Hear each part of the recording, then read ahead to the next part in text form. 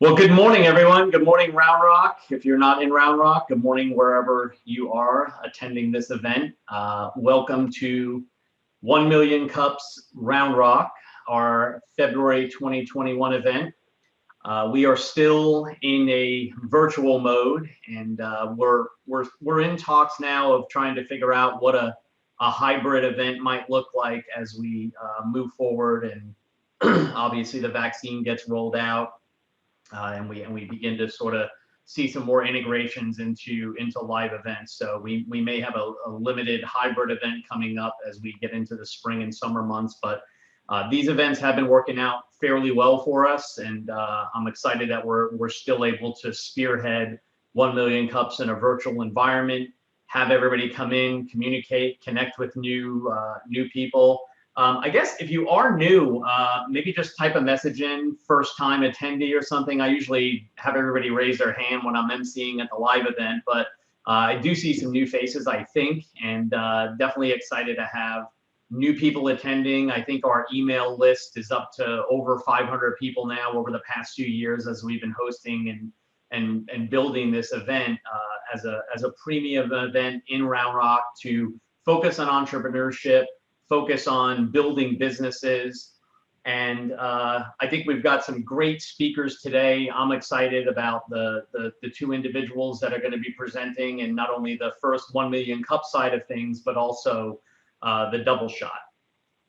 My name is Bill Combs. I've run an agency and own a digital marketing agency in Round Rock, and have owned that agency for about 7 years now.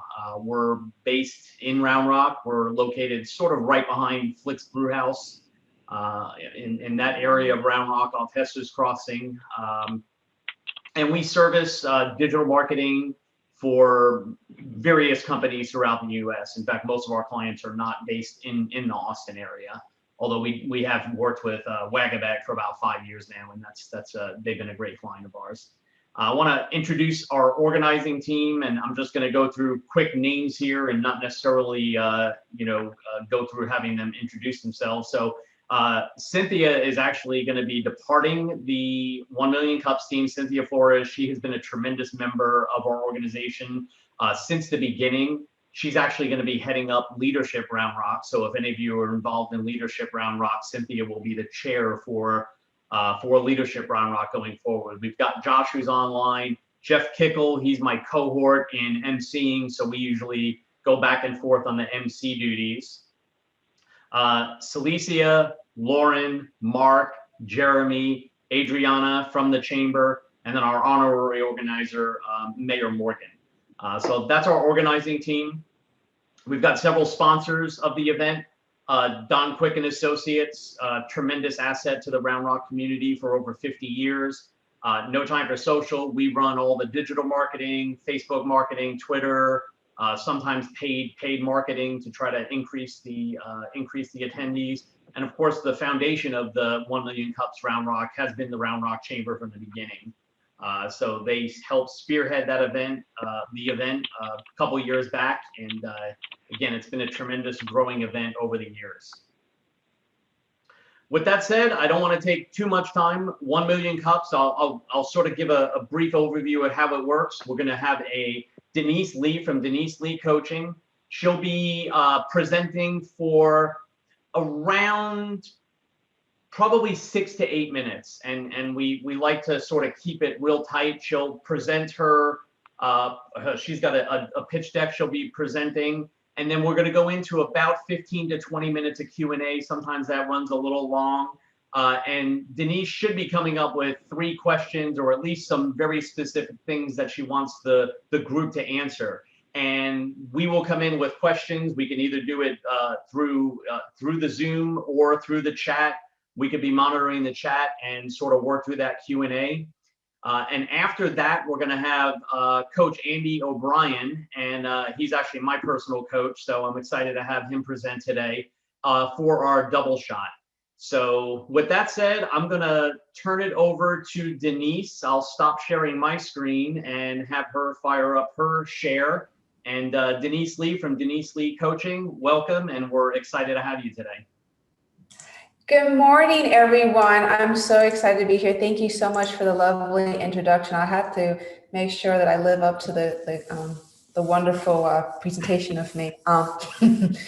So, all right, let's get straight into it. So, my business is I'm a business coach, and I have some series of questions that I'm going to ask you.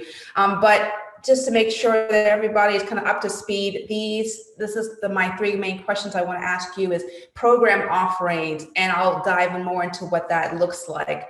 Outreach methods, how I'm going to spread the gospel of who I am to the world, and then lastly, membership programs. So this is just kind of like to prep you guys for what I'm about to ask. And then you can see on the right-hand corner of the screen contact information. You can don't hesitate to send me an email message. I would love to reach out with you even after this presentation. And you can also find me on LinkedIn. That's where I'm most active. Okay, so I am a government dropout. I was working for FEMA and the Census Bureau for about 7 years before I decided to become an entrepreneur, but I didn't land straight into business coaching. What I was doing was moonlighting for several years as a personal trainer because my back was dying because I was sitting in the chair all day long, which is kind of ironic considering the fact that we're all kind of riding on our chairs on Zoom meetings all day long, but I digress. So I came from that background, that corporate background, and I just wanted to help people just find ways to just be fit and more active and just live a better life.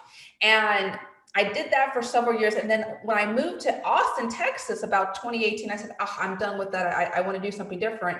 And I became a business coach, kind of incorporating a kind of a fusion of what I did as a PMP, a project management professional, as well as kind of just some things that I've learned as an entrepreneur. So this is my return back to home, my return back to administration, about how I kind of help people, take the best of who they are and obviously use it to promote their business. I really do enjoy just helping clients and in fact, just learn and just grow and share because, the more I learn through their own individual businesses, the more I learn myself. And I only really work with service-based business because that's kind of all my expertise, because I was a service-based business, still am to this day. And that's really my heart where I feel comfortable at.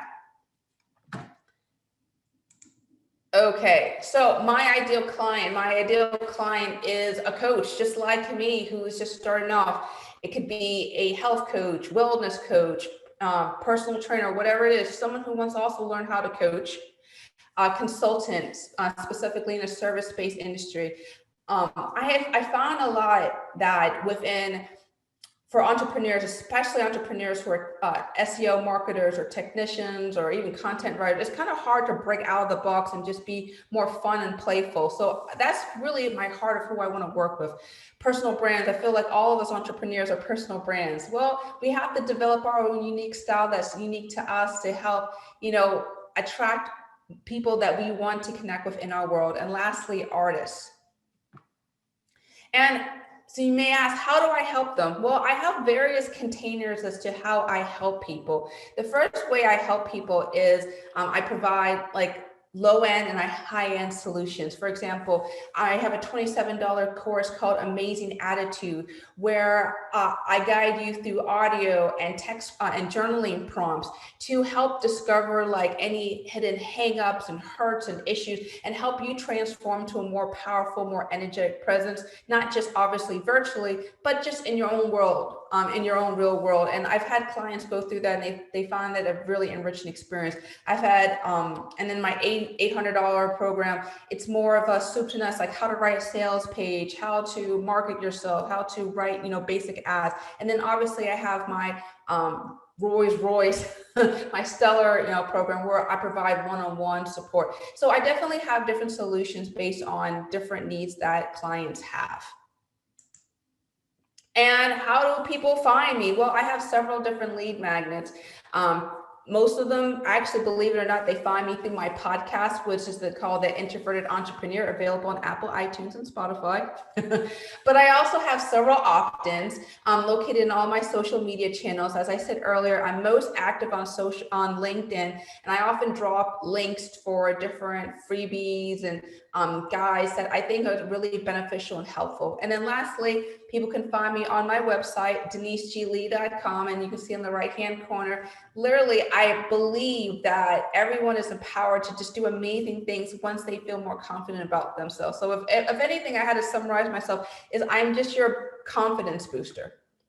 And so here are my questions for you as a friendly recap is, number one, my program offerings. Should I just I don't want to go gun-ho and start like making a much more robust programs than I already have right now. I have about 4, and they vary in different price points. And I don't know if I should just continue marketing what I have right now.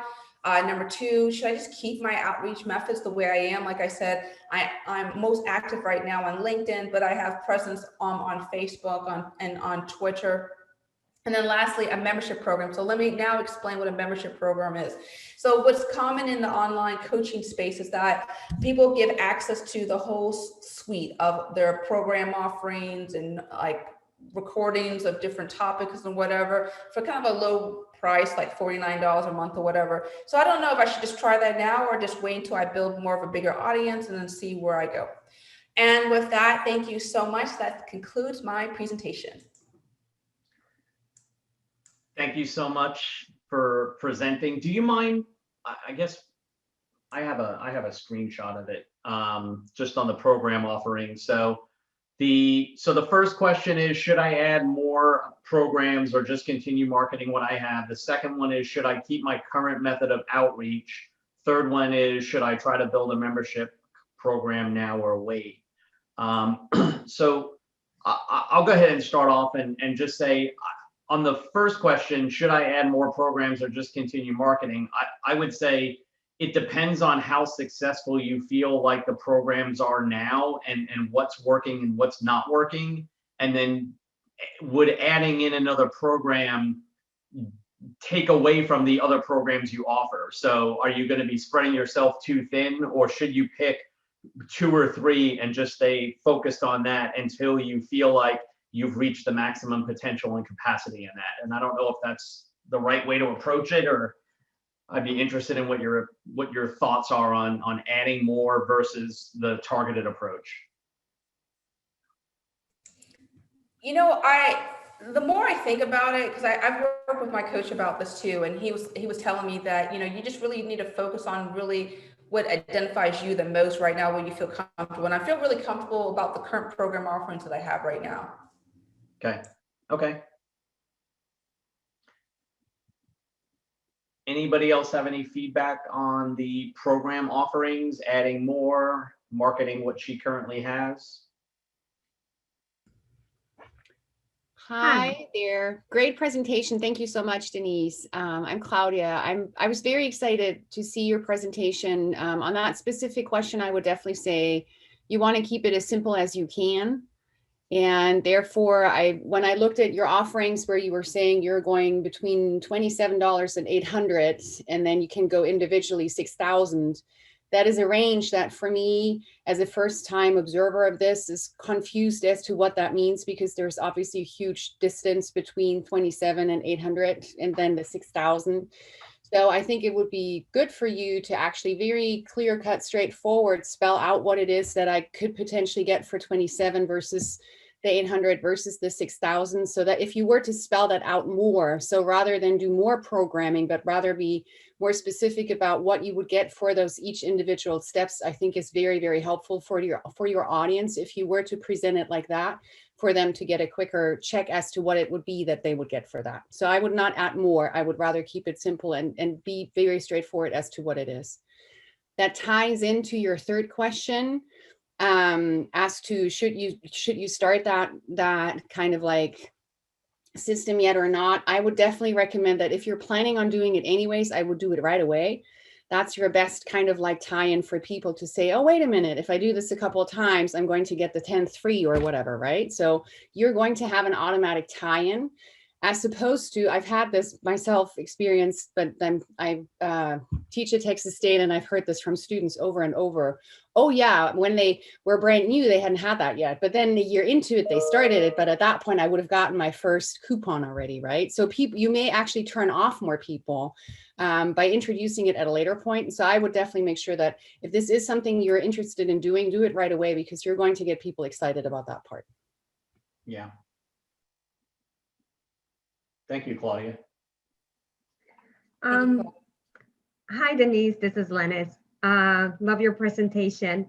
I would say, in terms of kind of the same line of what Claudia was saying and Bill, in terms of trying to build up more programs, what about your testimonials? What are people saying about you and the programs when they work with you? And I will just go with that and market that and know that though there will be some people that will connect with the feedback of the lower cost offering, and there will be some people that will connect with the feedback of the higher offerings that you have. So I will say just push that instead of trying to create more. You already have created a diversity of offerings. So with what you have, take the feedback and just showcase it to see how many, what kind of people you attract, because that's the other thing. Who do you want to work with as well? It's not just about getting clients, but it's getting the right clients that align with you and connect with you. So that will be my feedback. Mm-hmm. Thank you. Good point. Excellent.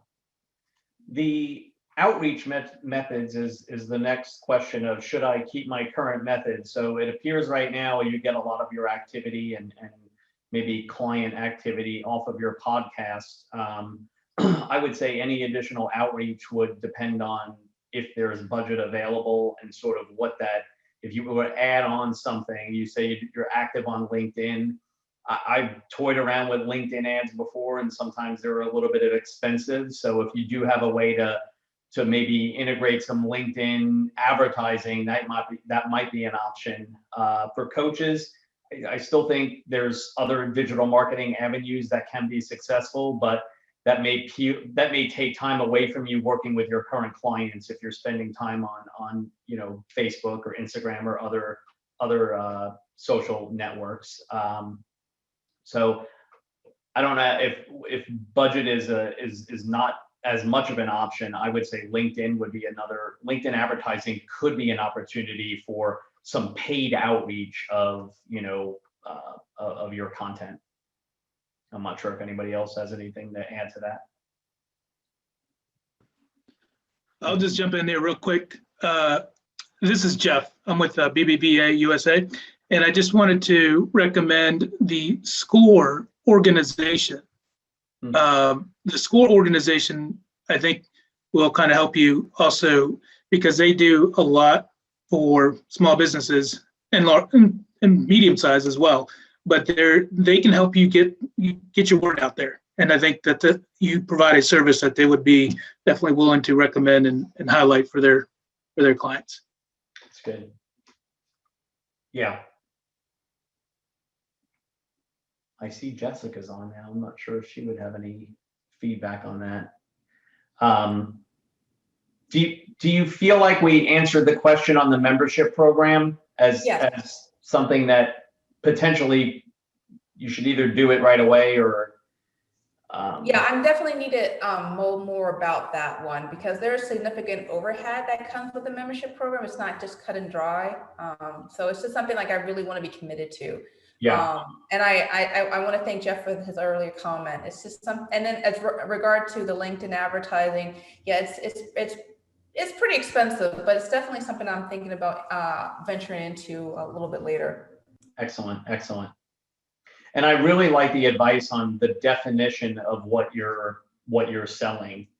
I had the opportunity to visit your website, which is great, but I don't think it shows anything about and I don't know this, I don't put pricing on my website. So it's this weird, like, you almost need to make the connection first and then unravel what the person needs and then say, this will best fit you. So there may be some reasoning behind that. I know some coaches just put out, this is what the cost is, let's work together. pick your program, or we can work together on the best program. So there's various ways to go about that. So I think it's just a matter of preference of what you're looking to accomplish. Yeah, I just wanted to add about the prices and the variation of prices. I have sales pages for each of my offerings that explain in detail what is involved. So it's not like here's $27 or $800. There's long, mile-long pages for each one that explains each. But I definitely like to get people to like me first before I say, here's my stuff. Sure. So is that sort of a back end page on your website that you would send, or is it not public?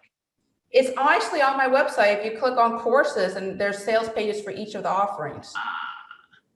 Got it. Okay, now I see. Now I see the 27. Okay. And then the 6-month private coaching. Okay. Excellent. Okay.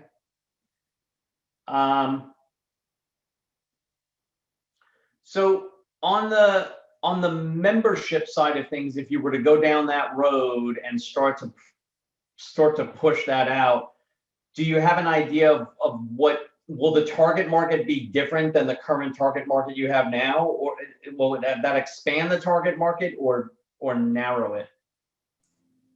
You know, I've been toying more and more about that. I feel like I don't have complete saturation in terms of client load where I could say, yes, here's all my offerings, low end solutions. I just don't feel like it's worth the investment, because I've been looking at certain, like, for example, what's the name of one of the places? Not Kajabi, but another one. And the cost to maintain it per month, I'm like, it doesn't seem worth it. Yeah, I've used Kajabi before for my business, and we ended up dropping it, and now we're moving into something different. So yeah, there's always that. Am I paying more for the platform and the pain to maintain it versus the amount of money that I'm going to get in revenue? And then it's tough to fight for revenue that is not enough monthly to sort of make it worth your time. So I fully understand where you're coming from there, and you almost have to do some cost analysis out and say, okay, if you're going to do it, you almost have to set a goal and say, okay, we need 100 members in order to make this really, really successful and worth your time. Do you have any virtual assistants you work with? Is there anybody else involved in the business? Yeah, I do have an assistant. She helps me from time to time on sending messages out for my clients and some just like copywriting stuff. She's not on board with me full time. Okay. And while I'm here, I did receive a couple of private messages. I just want to address. I'm not going to drop the name, but I just want to answer if Sure. I'm permitted. Okay, cool. Somebody asked me, quote, do you have a compelling reason that potential clients should work with you other than other coaches? And their answer to that is the reason why is because to work with me is that you like me, that you like my style. Coaching is a personal relationship. If you don't like the way I talk, the materials that I have up. So that's why I never rush people say, go buy my stuff. I have a fountain of articles and podcasts and reading the content I put on social media. And if it resonates with you, then you should work with me. Yeah. There's a coach for everybody. Yeah. Excellent.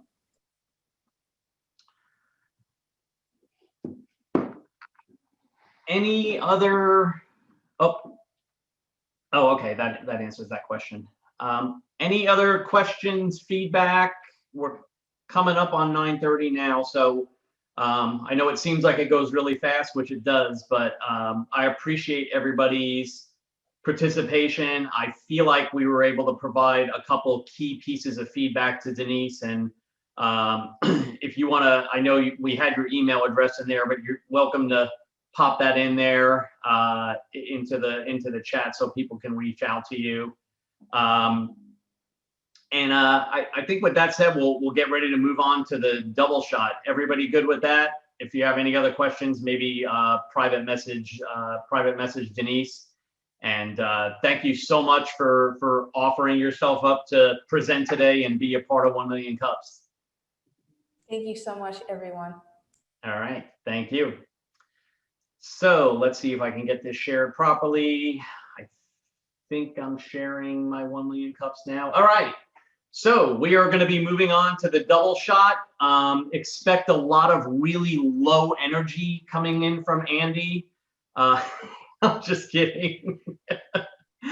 Andy and I have known each other probably since the day that he moved to Round Rock. I had the pleasure of working with his wife at the United Way in Williamson County, so that was an exciting time for me. And they moved here from Iowa. Andy's been a coach for many years now, and I think he'll provide a lot of good value today. Andy will be presenting on 5 ways to massive profits. I don't think we tested your screen share, Andy, so hopefully we can get that. I'm going to stop sharing, but if you want to fire that up, we'll let you take over, and welcome, Coach Andy. Excellent. Thank you very much, Bill. I Sure will thing. try to keep it. Okay, mute. Can you guys see the screen? Yep. Yep. Excellent. Excellent. All right. Love it. Love it. Denise, thank you so much. Great presentation. I'd love to visit with you after this and talk about collaboration. I love how you put that in there about there's a coach for everybody. So thank you very much. So again, Andy O'Brien, Master Coach with ActionCOACH. What does that mean to you? It means that I coach other coaches. I'm also the Master Coach of our firm and do Master Coaching through ActionCOACH Global. So let's talk about today. So what is business coaching? Business coaching is a business apprenticeship where we grow your existing business so that more than pays for your investment in a customized business education, which you get to keep forever. But today, what is keeping your business from peak performance? Now, Joshua has given me some strict orders. This is 20 minutes. This has always been done in an hour or 2-hour workshop. So I'm going to hit some high level information. If you need more information, stuff it in the box for the questions when we're done, and I'll address them as we go on. But again, very high level. So in business, most people can always tell me how many customers they have, how much revenue they have, and how much profit they have. I see this every day. I've been doing this for 10 years. I spent 16 years before that as a consultant. And we always know that people are like, I have this customer and I have this revenue. But what ends up happening is we aren't focusing on the areas that lead up to these, because customers' revenue and profit are all results in every business. I don't care what it is, widgets, personal services, it's all a result. And so what we want to do is, again, look at what it is you're trying to gain from your business. So right now, in you guys' business, I want you guys to take some notes here real quick. I love interaction. So I want you to write down, what is it you want to gain in 2021, right? What is it you want to gain? Is it a percentage of revenue? Is it more clients? Is it, peace on earth? Is it, I want COVID to go away? I don't care what it is, but I want you guys to write it down. What is it you want to gain from 2021?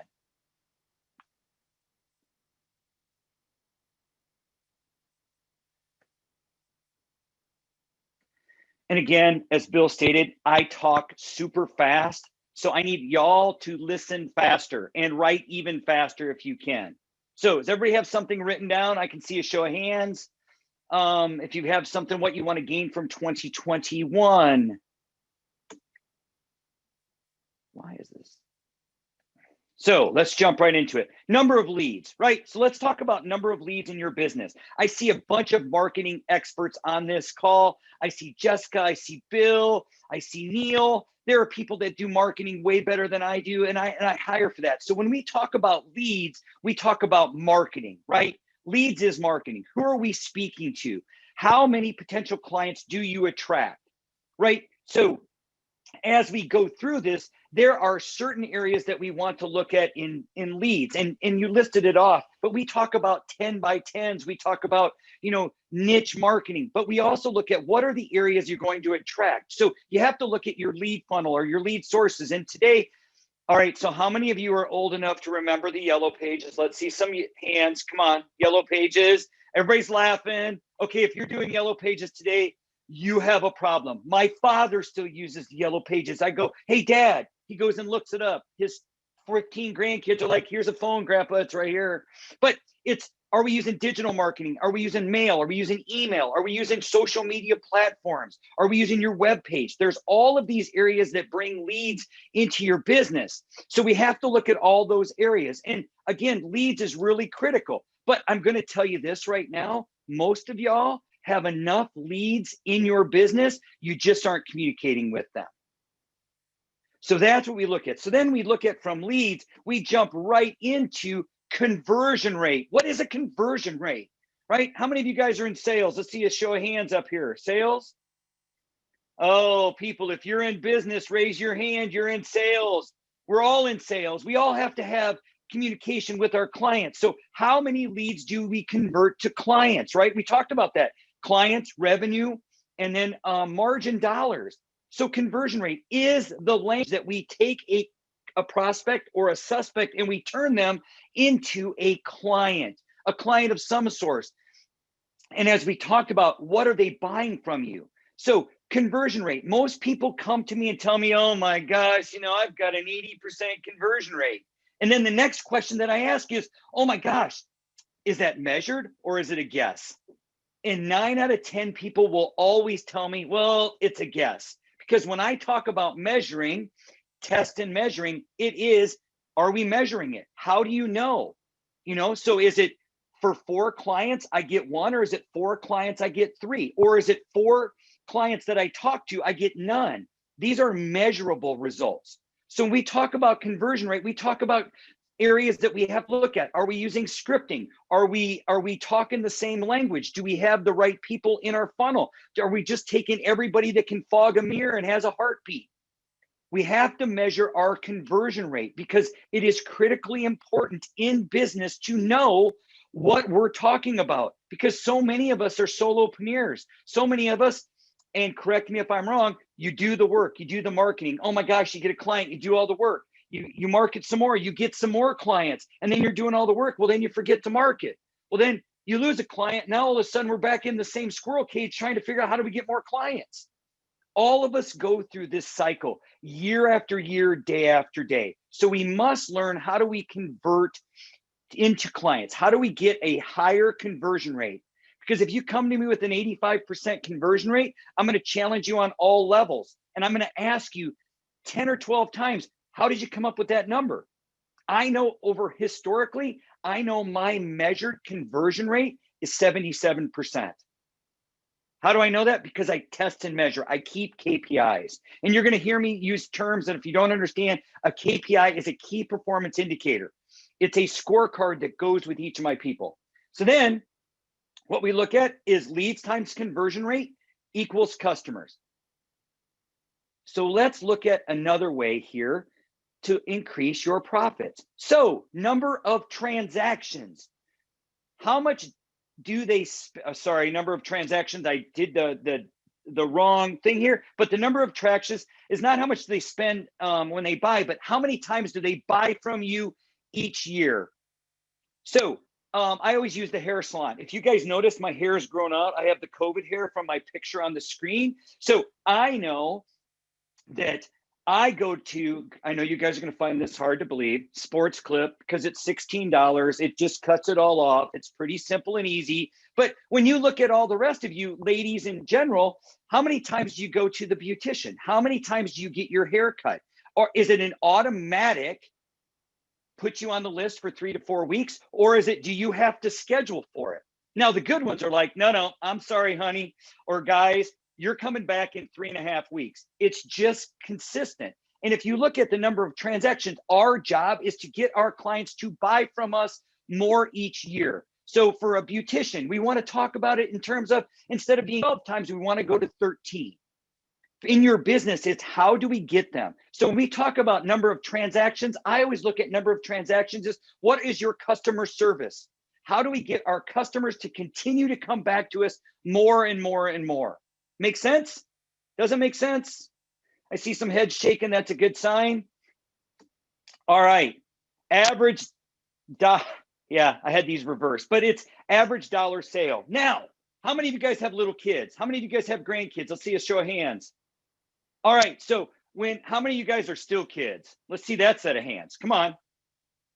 So when you go to the grocery store, you go to the gas station, and you look at the average dollar sale, and you walk up to the counter, you watch an HEB, which I did not know was a cult when I came down here, but it is a lot of fun, folks. When you guys watch the kids in there, what do they put right at kid level?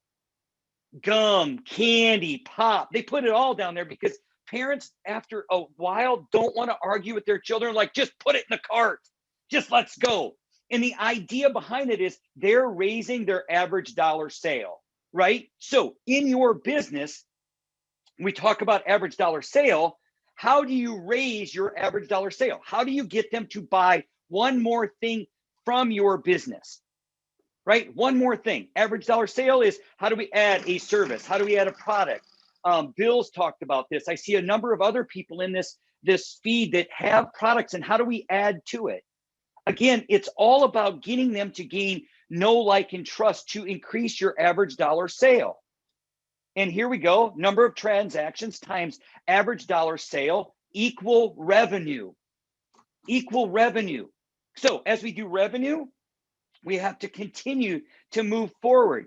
Now, revenue, profit margin. What is your gross or net margin your business achieves? Now, this is it 25%? Is it 15%? What does it need to look like? So we need to keep driving that margin dollars up, because the next question that I ask of all my clients is, when is the last time you raised your price? And I've heard everything under the sun this year. Oh my gosh, we can't, the market can't afford it. And we project our feelings as a business owner onto our clients because of what we feel. That is BS. We have to have profit in our business. That means that every time you don't raise your price and your cost of goods go up or your margin dollars go down, you lose money. All right. So again, number of leads times conversion rate equals customers. Number of transactions times average dollar sale equal revenue times profit margins equal profit.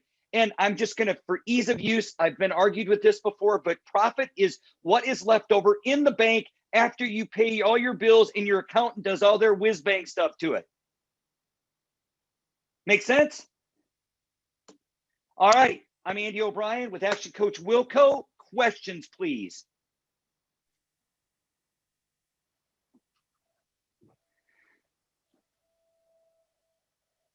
Any questions? Go ahead, take yourself off mute. I'm trying to get to get to there.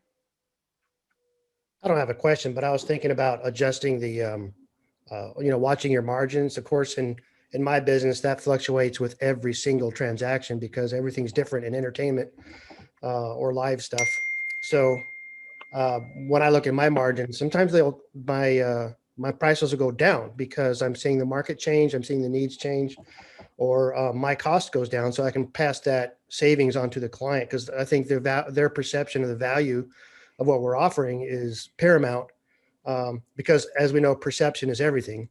So when you mentioned, when's the last time you raised your prices, I kind of cringed a little bit, not because what you said was wrong, but because it's like, well, when's the last time we adjusted our prices, maybe based on our margins? Because I don't have to get rich off somebody else's back. I could just keep my margins where I think they're healthy and then pass that on to my clients too.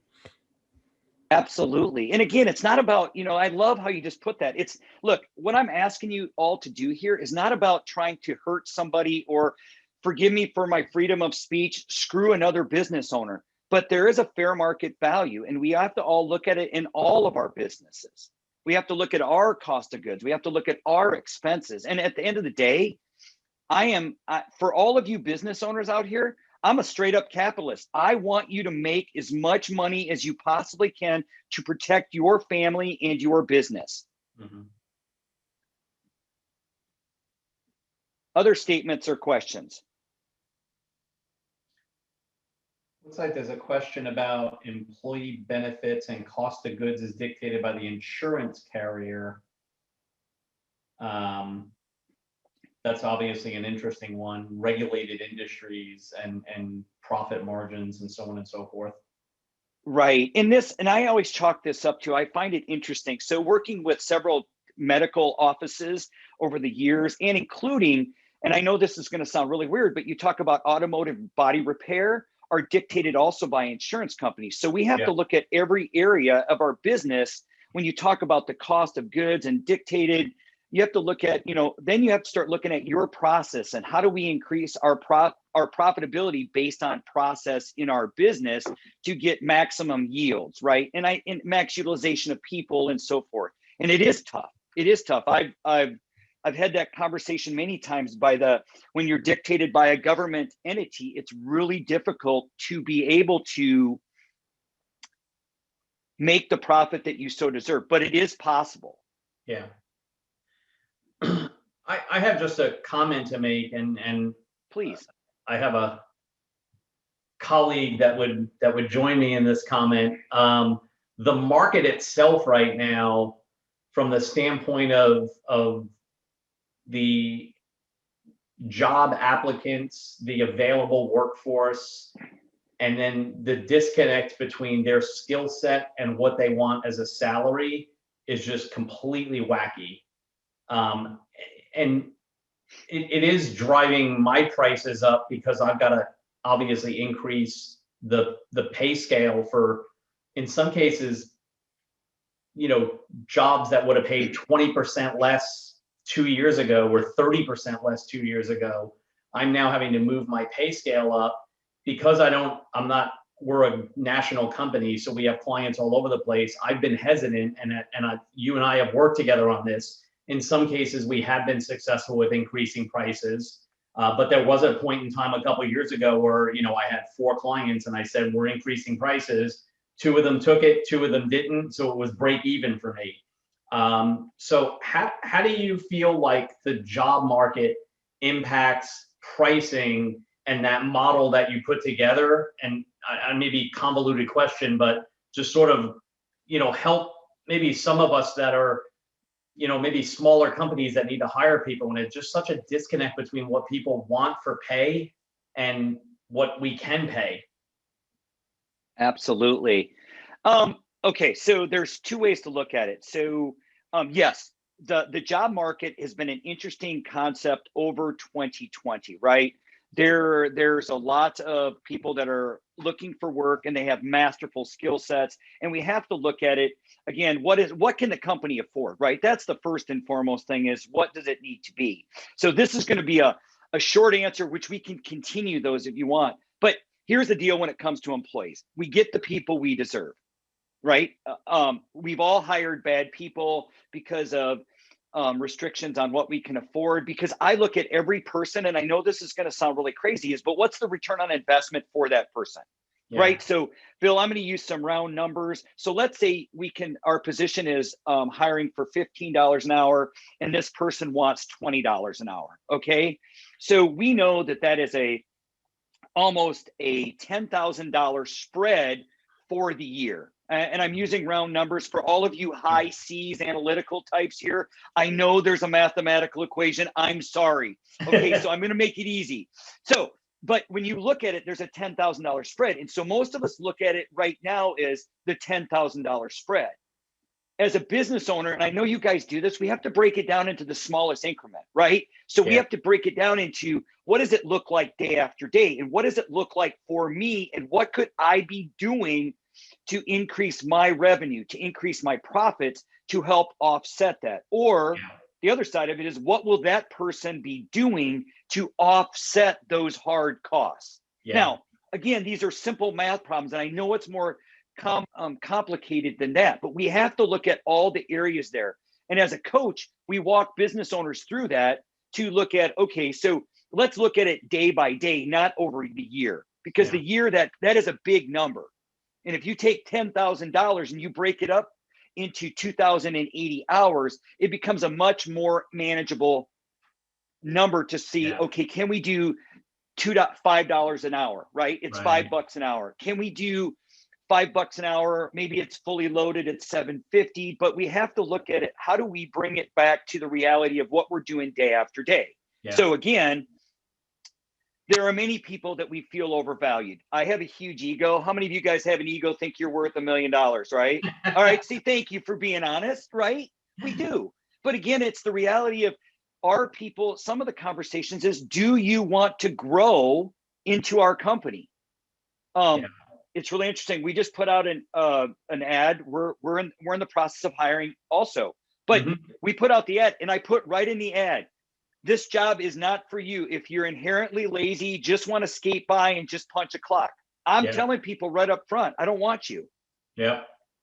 And as business owners, we have been swung so wide between politically correct and everybody thinks they deserve a job. It's not true. You have to protect you first as a business owner.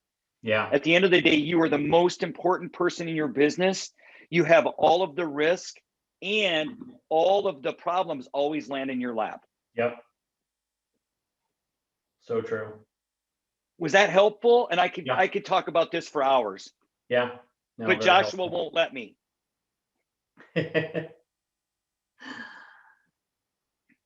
Thank you, Andy. Thank you, everybody. I don't know if I have anything else. Anybody else? It seems like a quiet group today. So if you have something that you want to chime in with, feel free. Andy's a great resource. So while we have him on, we might as well ask questions. Wow, what is such a powerful presentation. I mean, I was just blown away. I do have a question while I've got you on the hotspot. So metrics are really good, definitely, right? But when do we reevaluate? I've been told by my coach every 90 days. Do you just vary it by project or initiative? What are your thoughts about that? Metrics today, because of where we're at with 2020, I coach to Bill, how often do I ask you for your metrics? We talk about it weekly. So I know I put Bill on the spot. Thank you for answering, but we do talk about it weekly, because here's the thing. There's like a P&L and a balance sheet as a lagging indicator, right? It's a lagging indicator of things that happened before. If we're doing metrics weekly with clients, and whatever those metrics are, you know, it's of these 5 ways, it's weekly. Of other metrics, we do it weekly because right now with COVID, we can't skate anymore. Businesses, they're having trouble cash flow. They're having trouble with profit. They're having trouble with employees. We have to measure them so we can make real-time adjustments on the spot. Yeah. Yeah. All right, good point. Thank you. Thank you.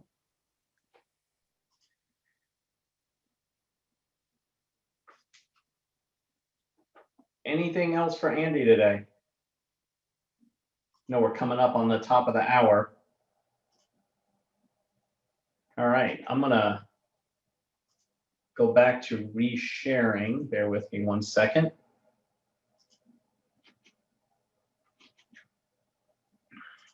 Hey, I'm going to address Taffy really quick. Thank you very much. That is my favorite book.